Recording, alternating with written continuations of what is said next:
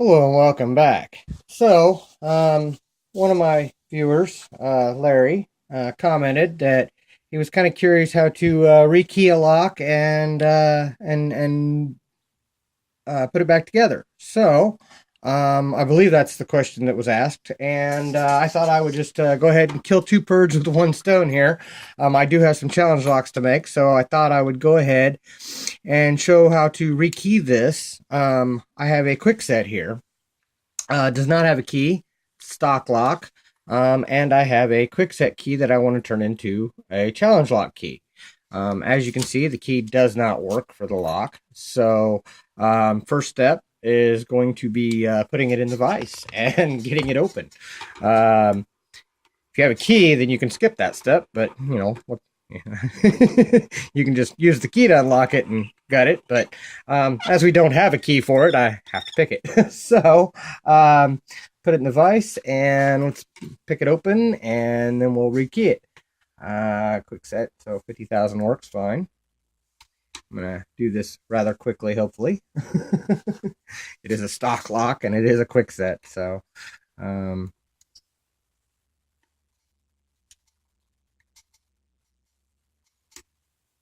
there we go. All right, so now that it's unlocked, I can take it out of the vise, get rid of this because I don't need it in my way, and get the pinning board out. Actually, you know what? Yeah, I'll just set the pinning board over the top of this. I got don't normally do too many instructional videos here, but okay, get that clip off the back. But I figured I would go ahead and do it because somebody was curious. So, find a good follower. I chose this quick set for a couple different reasons. I'm hoping that it has the construction holes inside as well, because that way I can go ahead and show the plugging of those holes, because I had mentioned, okay, yeah, it's got all kinds of construction holes in here. But the ones you got to worry about are these ones right here. Because what happens is if you have your driver pins, say a T-pin, give me just a minute here. Pins that I already have made up, maybe. Sure, I've got here. I can use the show on. Good one here. A little bit of preparedness would have went a lot of ways on this, but at any rate, I'll just use a pick that way. I'll show you guys what I'm talking about here. As you can see, these construction lines are offset of there. So if you have a T-pin, it won't fall into that unless you're sitting sideways and it's picked and you don't have a key in it and you're pulling that cylinder out. A T-pin would fall in there and hang up on the core, and you're not going to be able to get it open. So in order to fix that, you actually have to fill all these construction holes, especially these ones right here, which are the ones, the lock that I'd sent Artemis Picks. I had a T-pin in it, and I had not filled in these holes right here, so that T-pin slid over and fell into that hole right there, and then locks up the cylinder. So that's why you fill these in, which I'm not going to do that yet. First, I want to dump these key pins, which we don't need. I don't know why I'm too worried about it, but those were the key pins that were in it. In order to rekey this to this key, which is the key I want, first of all, you have to have pins. Helps to have a good pinning kit. Well, I had bought my pinning kit on eBay a while back. Hopefully the light shows this. I'm going to move you guys a little bit, so sorry for the shakiness if there is any. But you can get those pinning kits on eBay for, I think, anywhere between $75 and $100 now. Maybe even cheaper depending on how much. But they even have cheat sheets up top that'll show you what different types of locks, and tells you what the full depth is for cheat sheets, you know, of which pin for your bottom pins and your top pins and your master pins. But at any rate, basically you just there we go. Probably just saw more of my lab than you wanted to. But anyway, um, basically you would go through and you would find the ones that you want out of that pinning kit and to fill these holes. And sometimes it's kind of trial and error, but usually what I do is I go down one row and find the right one. I've already done this process to make this video a little bit shorter, but you just find the pin that you want that fits in there flush on there. And a lot of times, like I said, what I'll do, and I'll zoom this up just a little bit, hopefully it doesn't get too much. What I'll do is they're all color coded, so it really helps to know. And they're also have your numbers on them so that you can kind of know where you were at. But like, see, I didn't know that the depth of this first cut, I didn't know what it was yet. So my first instinct is to go to one of the taller pins back here and just put one in and see where it falls. And as you can see, that pin, hold on. As you can see, if I can keep it in frame, that pin is not, it's below the shear line, so that pin's not going to work. So I'll dump it back out, and I would go grab the next one up. Well, as it turns out, like I said, I did look, and I do know which one it is because, well, I've already done this process. So to speed things up, actually, that's 1, 2. Not 2, really? I guess it is. Okay. Keeping 3. This one. Like that. Keeping 4. This one. And actually, that one must be out of order because it may have jumped into another one on me. Grab another one out of there. Hopefully it's the right one. There we go. 4. As you can see, all those are now over the shear line, or right at the shear line where they need to be. And 5 was this one.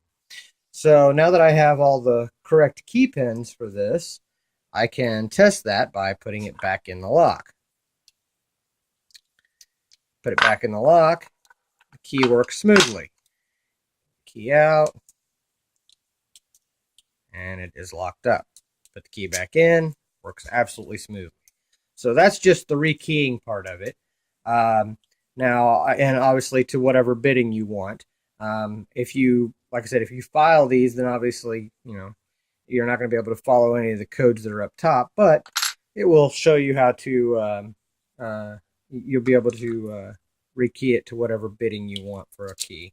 And they, obviously, you know, I collect all the keys from all the stock locks that I get. Usually they come with 2 keys, so therefore you're kind of have that. Now, the other thing I guess I will do on this video is show you guys what I meant by keeping it towards me.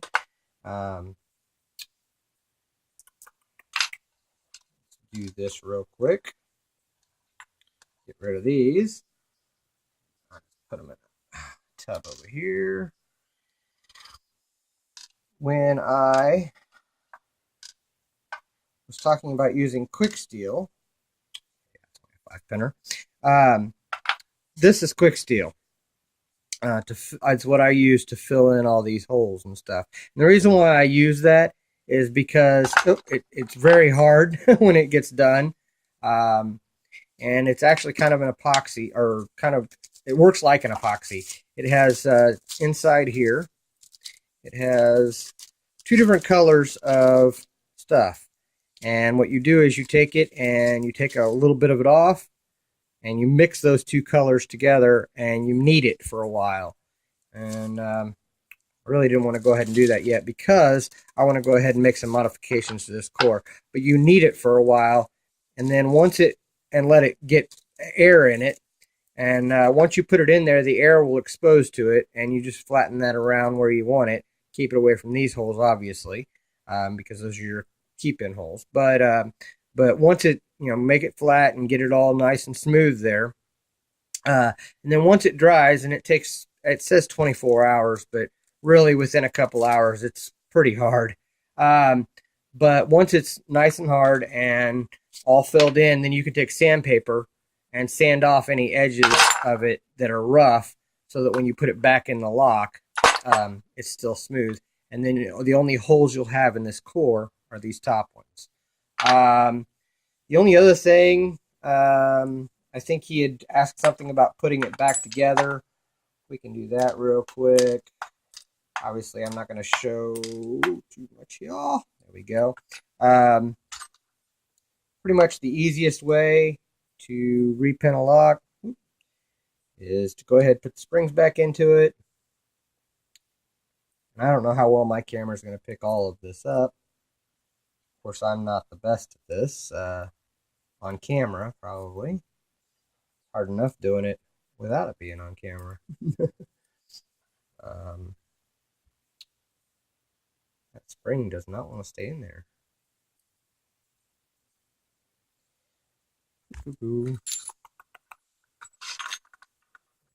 Popped out on me. There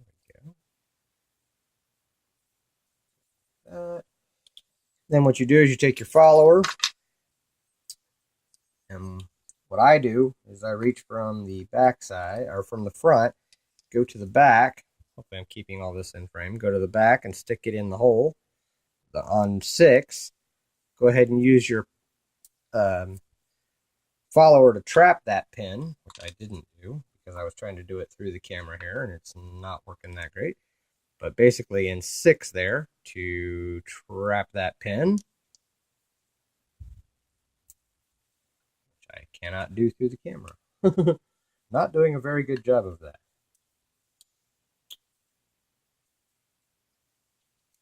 There we go. Now I got hold of it. And hopefully you guys will be able to see this. I'm going to dump these springs out because they're in the way. And I don't know how well my light is picking that up, but you can see it's just barely above the shear line in there. And I just push it down and push my follower forward. Then once I've got that, then I can put the next spring in. I usually put all the springs in at once. The next spring in, put the next pin in, put it in the hole, push it down, push the follower forward. You do that 5 times. Eventually, you'll have your follower all the way through, and you can just shove your core back through with it. Especially when you're making challenge locks. The only other thing is if you put some nasty pins up top, what I like to do is go ahead and I'll run my shim through, especially on my challenge locks because I tend to put T-pins and stuff in there. I'll go ahead and run my shim through with the follower on there. Then I'll run this through, and when you push that through, it'll push the follower back out. You know what? Let me take some of these key pins and put them in, and I'll show you what I'm talking about. That way I don't have to repick this.